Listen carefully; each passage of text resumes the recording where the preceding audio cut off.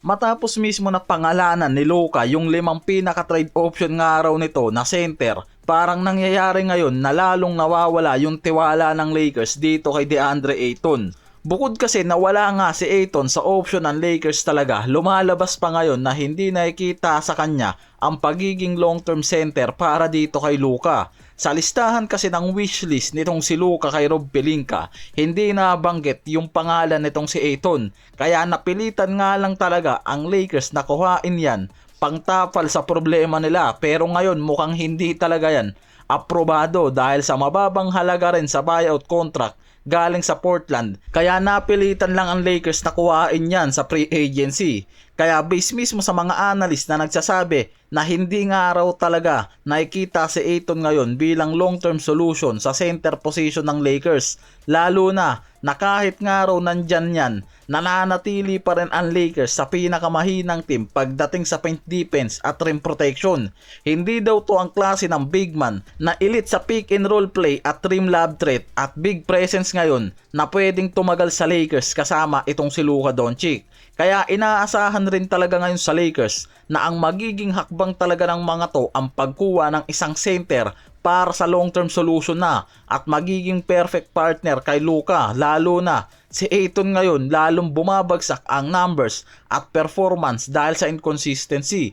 Sa early game kasi nitong si Ayton sa Lakers, nag-average pa yan ng 16 points, 9.4 rebounds at 1 blocks per game na mas mataas kaysa sa average niya ngayon bago bumaba ng ilang laro sa mid-season stretch. Bumaba kasi ngayon mula sa 13 points, 8.7 rebounds per game ang laro nito at yung shooting efficiency niya na talagang nawawala ng araw.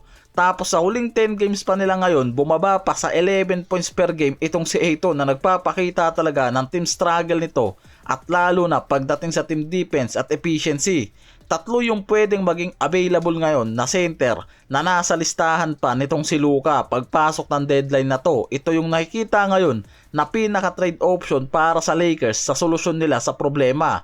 Si Robert Williams kasi pwedeng gamitin ng Portland ngayon bilang trade chips sa market at isa yan sa mga center na nauugnay sa Lakers lalo na sa pagiging elite defensive ability at shot blocking potential nito sa rim. Ang problema, hindi ganong kalaki ang nakikitang upgrade kung yan ang kukuhain ng Lakers sa market.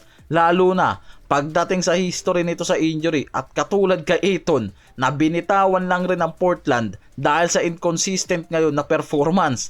Kaya yan din mismo yung dahilan kung bakit bumababa ang vision ng Lakers dito kay Williams sa trade ngayon.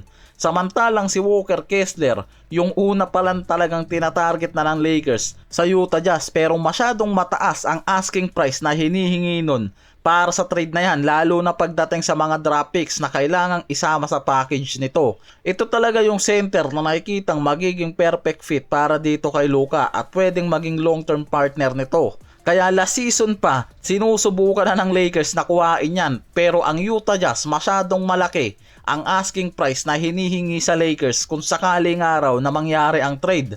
Ngayon kasi papasok na yan sa unrestricted free agent dahil ang Jazz walang balak na bigyan niya ng 25 million na annual salary.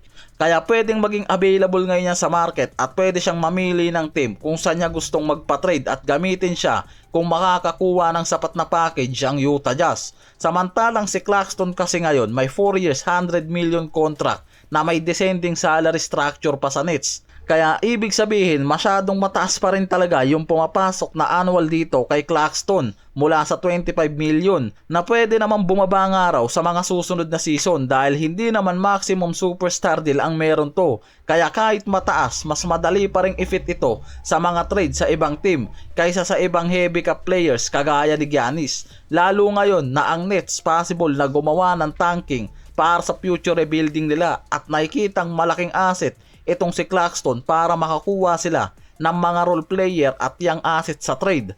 Sa mock trade kasi na lumalabas ngayon, pwedeng gamitin talaga ng Lakers si Hachimura, Gabe Vincent kasama ang isang first round pick. Pwede ring mag-add ng fillers tulad ni Kinect at draft flexibility para sa future rebuilding plan nitong Brooklyn Nets. napapabor nga raw sa mga to. Yan yung nakikita dyan, lalo na kung sobrang interesado nga raw ang Lakers na makuha itong si Claxton ngayon, na isang versatile defender, rim protector at scorer na may efficient finishing na malapit sa basket na mismong hinahanap nila na babagay dito kay Luka Doncic.